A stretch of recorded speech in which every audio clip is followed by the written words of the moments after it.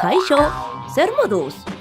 Gauza asko irakatsi nahi dizkizuegu, Eroski Fundazioaren Elikadura Eskolako Energia Hasteko hezkuntza programaren barnean.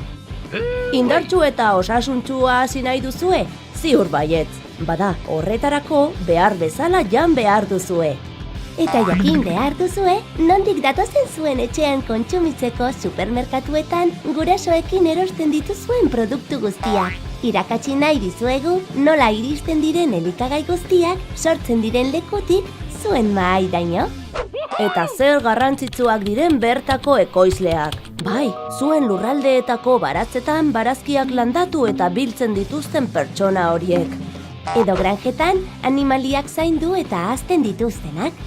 Zoragarria da etxetik hain hurbil izatea produktu horiek. Horregatik, bertako ekoizleen lana bultzatu behar duzue, kontsumituz beti gure lurraldean bertan ekoizten dena. Gainera, onura pila bat ditu. Jakin nahi duzue zeintzuk? Freskoagoak dira, garraiatzeko distantziak laburragoak direlako. Zaporea hobeki gordetzen dute, baita nutrizio propietateak ere. Garraiatzeko distantziak laburragoak direnez, gastuak aurrezten dira eta CO2 gutxiago igortzen da atmosferara. Kalitate handiko produktuak direnez, gozoak dira beti. Gure lurraldeko zaporeak ezagutzeko eta disfrutatzeko aukera ematen digute. Turismo gastronomia bultzatzen dute, erregioen artekoa. Iraganeko ohiturak eta tradizioak gordetzen laguntzen digute denboran zehar. Bizi garen ingurunea ezagutzeko eta harekiko loturak ezartzeko aukera ematen digute. Tokian tokiko produktuen fabrikazioak bertako garapen ekonomikoa sustatzen du. Gure komunitatea aberasten laguntzen dute. Ikusten duzue zer garrantzitsuak diren bertako ekoizleak erkidego baten garapenari begira? Ze iruditzen zaizue? Orain piramide nutrizionala erakutsiko dizuegu. Hau da, zer mailatan kokatzen den egunero jaten dugun elikagai bakoitza. Piramide baten figura erabiltzen da kontsumo osasungarriaren ohiturak irudikatzeko. Elikadura orekatua, jarduera fisikoa eta ur kontsumoa. 6 elikagai talde daude. Batzuk egunero hartuko ditugu eta beste batzuk noizean behin besterik ez. Ikus ditzagun banan-banan. Lehenengo taldean esnekiak eta esne eratorriak daude. Bigarren taldean elikagai proteikoak, haragia eta arraina. Hirugarren taldean elikagai hidrokarbonatuak, lekaleak, zerealak eta tuberkuluak ditugu. Laugarren taldean berdurak eta barazkiak ageri dira. Frutak 5. taldean daude. Eta azkenik, 6. taldean, gantzak, olioa eta gurina daude. Erreparatu ongi, piramidearen oinarrian, kolore urdinez, ura dago. Garrantzi handikoa da, ur asko edatea, behar bezala hidratatuta egoteko. Bizimodu osasungarri baten oinarria da. Egunero hartu behar ditugun elikagaiak berde zaude. Hoiek jatearekin batera, ariketa moderatua egin behar dugu. Laranjaz daude, gure dietan, astean zenbait aldiz sartu behar ditugun elikagaiak. Ikusten duzuen bezala, kirola egitea ere gomendagarria da sasoian egoteko. Eta piramidearen goieneko aldean, gorriz, bakarrik noizean behin jan behar duguna ageri da. Esaterako gozokiak eta kontuan hartu. Beti aktibo egon behar da. Ez ahaztu, orain bisita bat proposatzen dizuegu. Beraz, adi lagunok, txango batera goaz!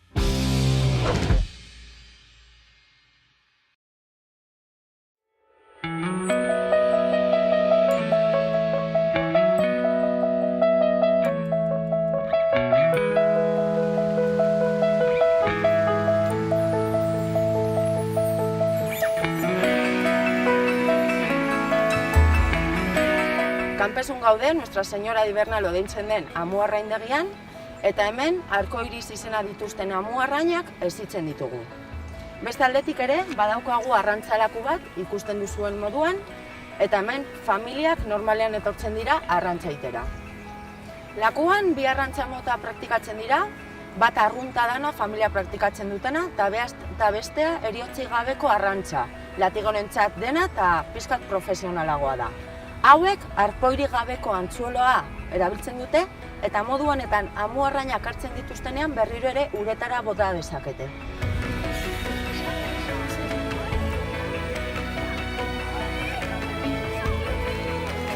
Kaixo egunon, nire izena Ainoa da, eta gaur ezagutuko dugu zer den amuarraindegi bat, eta gero lakuan arrantza egingo dugu. Gogoekin zatozte? Bai! Eta pozik zaudete? Bai! Primeran.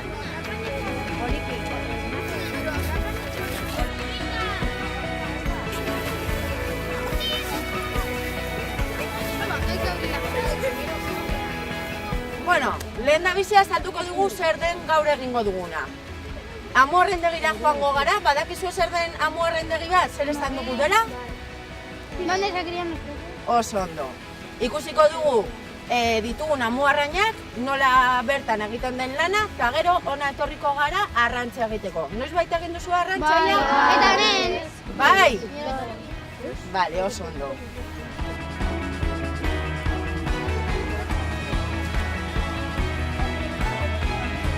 Bueno, sartu horretik katxa jarri behar ditugu, ez kontaminatzeko eta guzti ondo izateko, bale?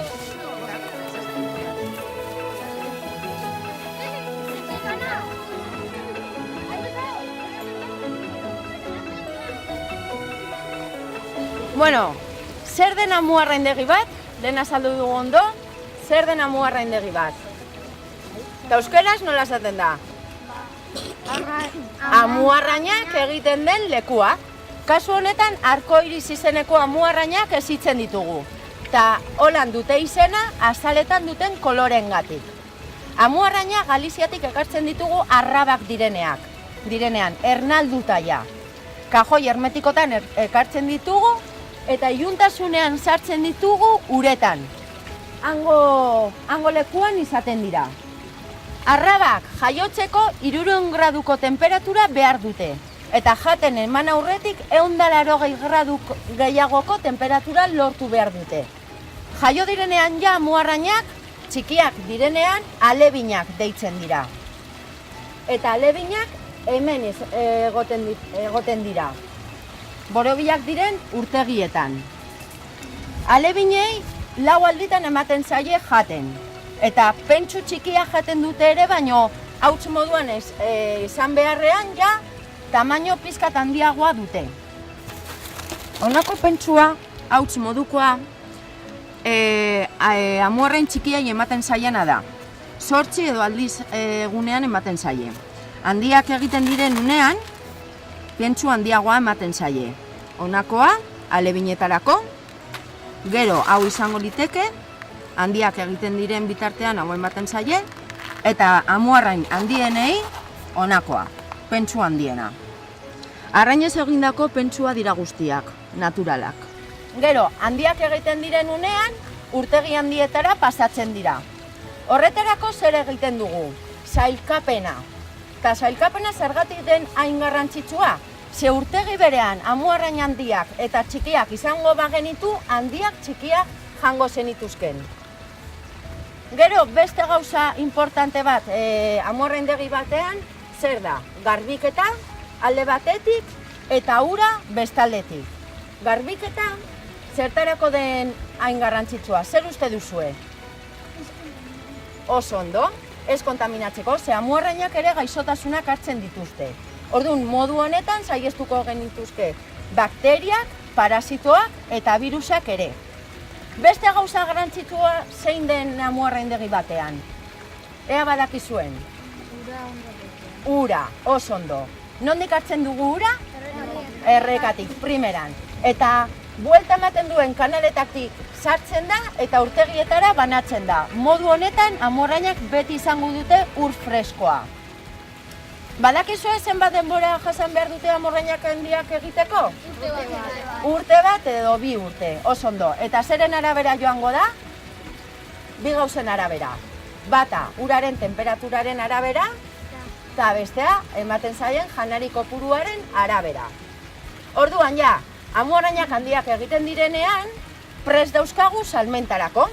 Horretarako zer egin behar dugu? Amuarrainak hiltzea, eta zeren bitartez hiltzen ditugu? Deskarga elektrikoaren bitartez, oso ondo, horrela amuarrainak mina jasa ez dezaten. Garbitu egin behar ditugu eta kaxa ezberdinetan jartzen ditugu izotxarekin. Ahalik eta freskoen ailegatzeko eroskiko supermerkatuetara. Eta zergatik dago sare hau? Sare hau gartzak amuarrainak ez jateko ipini genuen.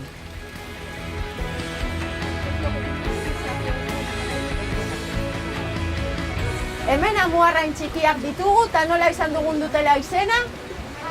Alebinak, oso ondo. Zenbat denbora behar dute handiak egiteko? Urte bat eta 2 erde. Eta hauei 2 aldiz edo 4 aldiz ematen zaie jaten. Goizean eta arratsaldean. Zergatik da oso ona arraina jatea? Omega 3 duelako oso ondo. Eta zertarako da ona omega 3? Buruarentzako. Oso ondo. Gainera freskoak dira, orduan hobe. Eta zergatik garrantzitsua da bertako produktua kontsumitzea. Ze hobe hemengoak izaten badira, kanpokoak izango balira baino, ez da? Ez. Arrainez egindako pentsua jaten dute eta guztiz naturala da.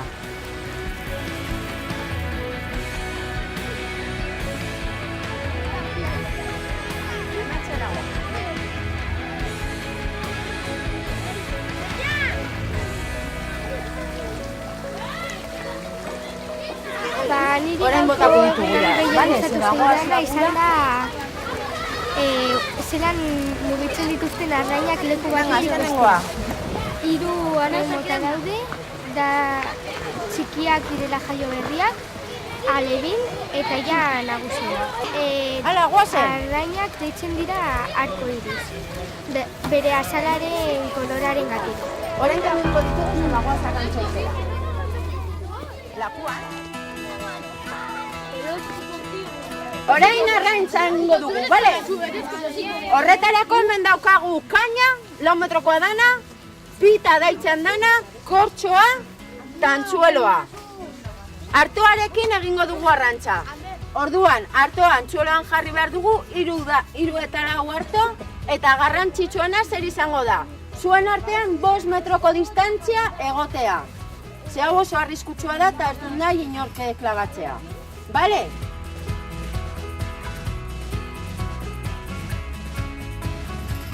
Bueno, arrantza egiteko oso erraza. Botatzen dugu arran kaina, eta hortxe itxaron behar dugu amuarraina pikatu arte. Orduan, nola dakigu guk amuarraina pikatu duela? Kortxoa berantz joan behar delako. Orduan, berantz joaten denean, golpe bat atzera, bale?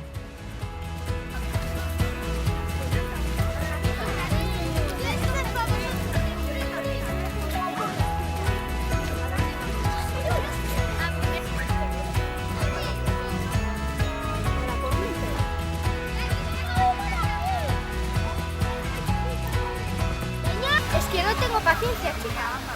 Etorri ginea eta pixkat erakutsi digute zer da amuarraindegi bat eta gero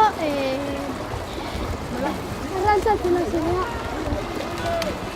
Mira, ya has pescado. ¡Dale!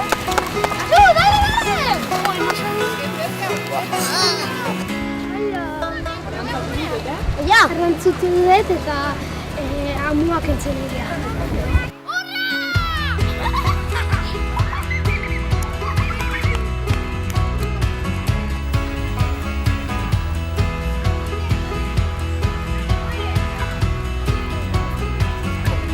Sí, ¿verdad? Bueno, Unai jarri du antzueloa uretan eta ikusi dugu mugitzen zela. Joan gara goiara eta ja gaukagun. ¿Qué tal, chicas?